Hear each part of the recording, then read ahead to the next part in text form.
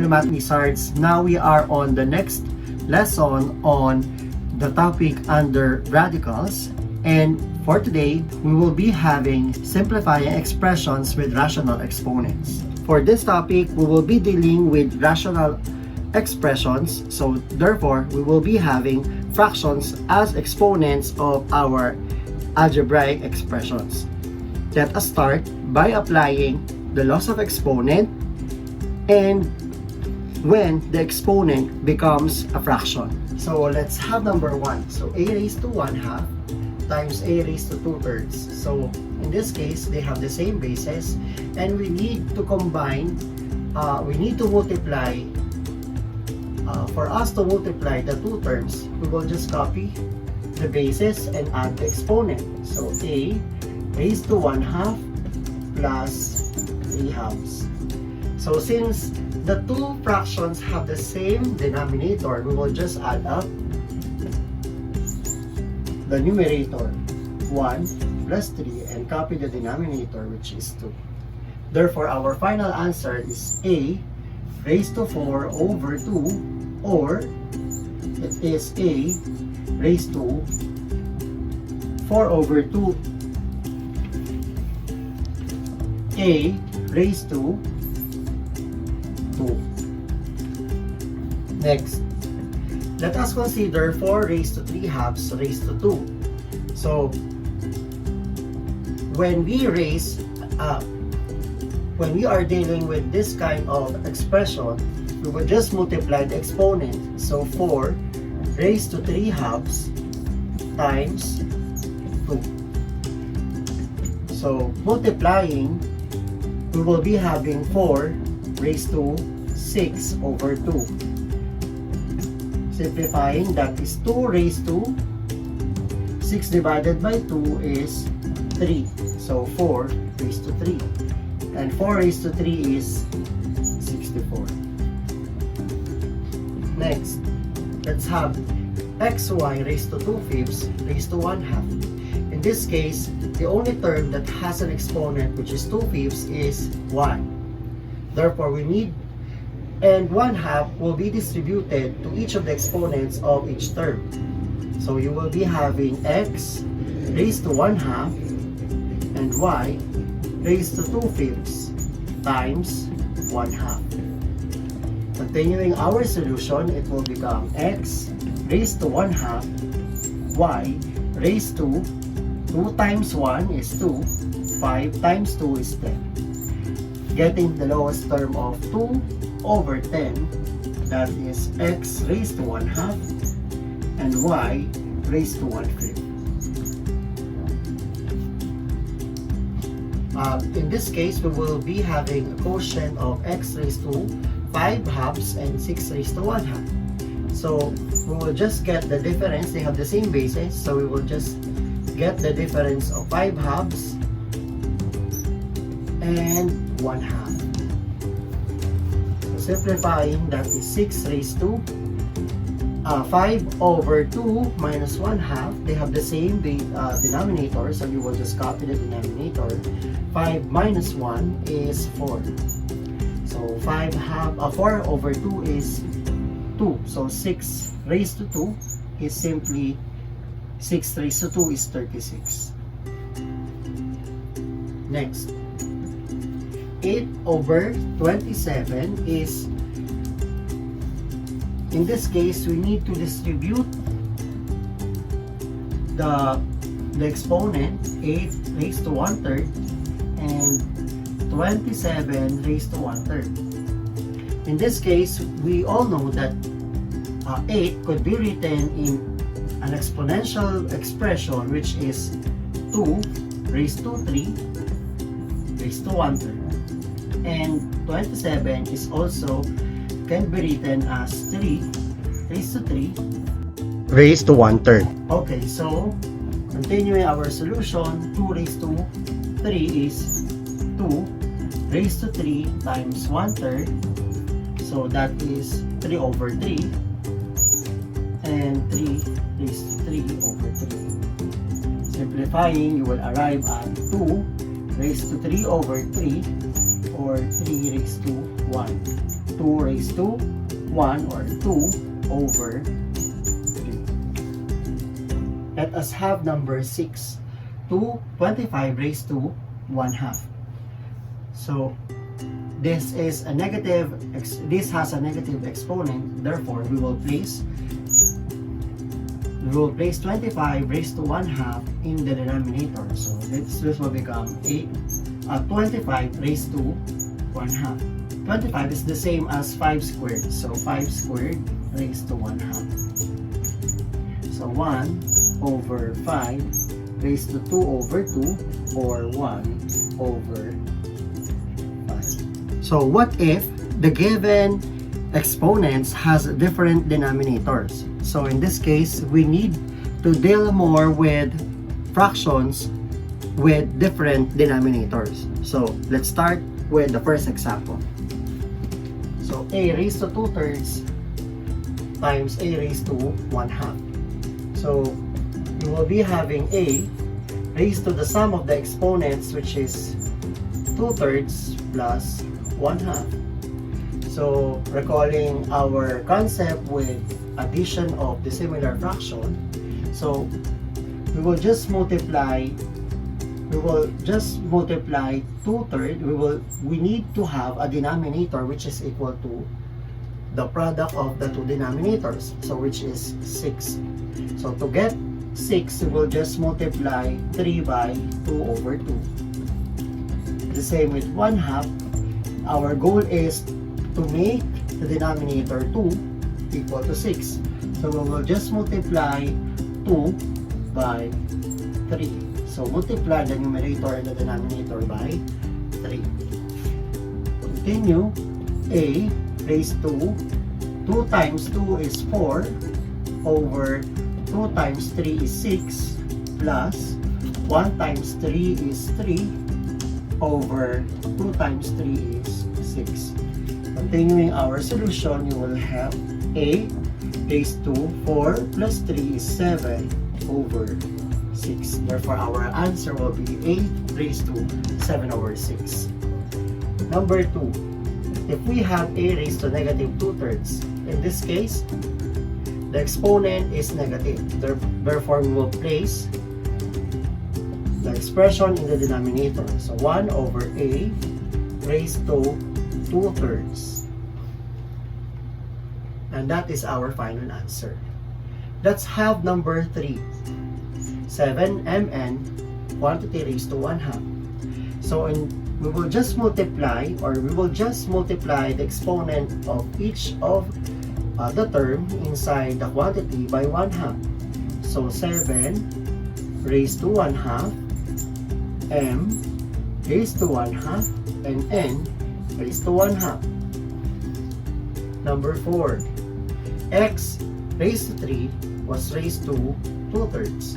So for number 4, we will just multiply the two exponents. So you have x raised to 3 times 2/3.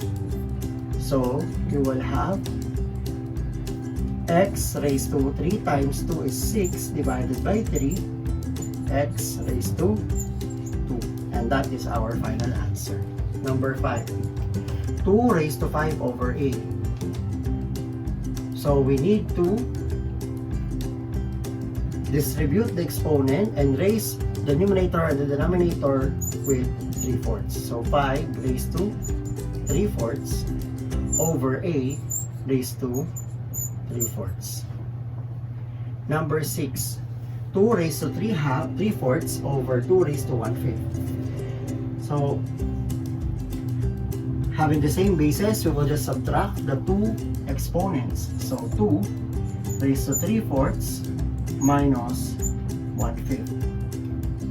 So we need to have the same exponent and the same denominators for our exponent. So we need to multiply 4 by a number such that it will become equal to 20.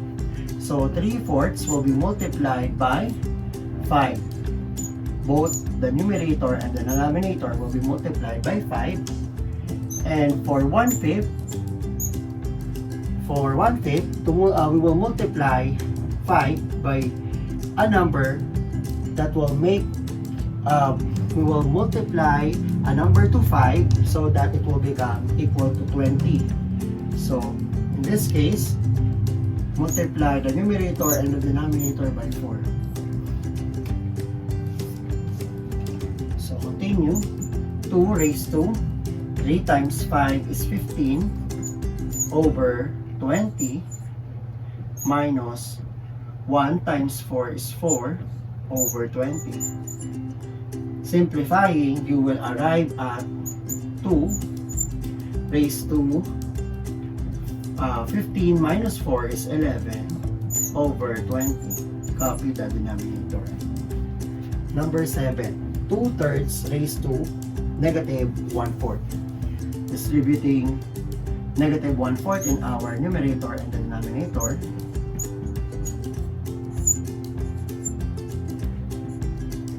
And since they are negative, we will exchange the places of the numerator and the denominator. So it will become 3 raised to 1/4 over 2 raised to 1/4. And that is our final answer. For number 8, you have 8x raised to 9, quantity raised to 2/3. So you will be having 8 raised to 2/3 and x raised to 9 times 2/3. Simplifying, you will arrive at 8 raised to 2/3 x raised to 9 times 2 is 18 divided by 3. Simplifying, you will arrive at 8 could be written as 2 raised to 3. So you will rewrite 8 by 2 raised to 3. So 2 raised to 3 times 2/3. X raised to 18 divided by 3 is 6.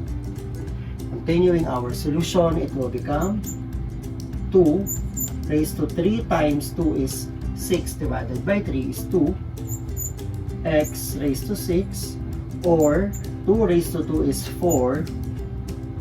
X raised to 6. And that is our final answer. Number 9. So in this case, we need to combine all the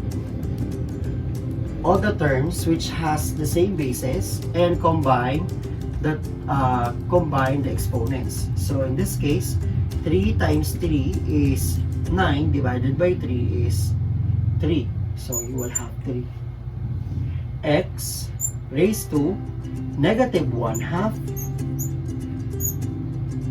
plus 1/2. Y raised to negative 1/3 minus negative 7 over 4. Let's continue the solution. It will become 3x raised to negative 1/2 plus 1/2 is 0. Y raised to negative 1/3 negative, it will become plus 7 over 4. So, we need to make the denominator of 1/3 and 7 over 4 the same. So, you will have 3. X raised to 0 is 1. So, you will just write y raised to negative 1/3 times 4 over 4 to make the two denominators the same. So, we will just multiply 3 and 4. So, you will have 12. And 3 should be multiplied by 4 to become 12. So 7 over 4, multiply 4 by 3 over 3. Continuing our solution, it will become 3y raised to negative 4 over 12 plus 21 over 12. So 21 minus 4 is 17. So our final answer will be 3y raised to 17 over 12. number 10. So, x raised to negative 1 half y squared was raised to negative 4 fifths, negative 5 fourths, all over x squared y squared, over x squared y raised to 1 half. So, you will be multiplying negative 5 over 4 to our exponents in the numerator. So negative 1 half times negative 5 over 4 y raised to 2 times negative 5 over 4 all over x squared y raised to 1 half. Simplifying, you will arrive with x raised to 5 over 8 y raised to negative 10 over 4 all over x raised to 2 y raised to 1 half. So since there are same bases in that denominator, so you will just subtract the exponent and copy the bases. So x raised to 5 over 8 minus 2 y raised to negative 10 over 4 minus 1 half. So simplifying, you will arrive with x raised to 5 over 8, and since it is a whole number, you will just multiply 2 by the denominator, 8 over 8 y raised to negative 10 over 4, and to make 1 half a denominator equal to 4, so you will multiply 1 half, both the numerator and denominator, by 2.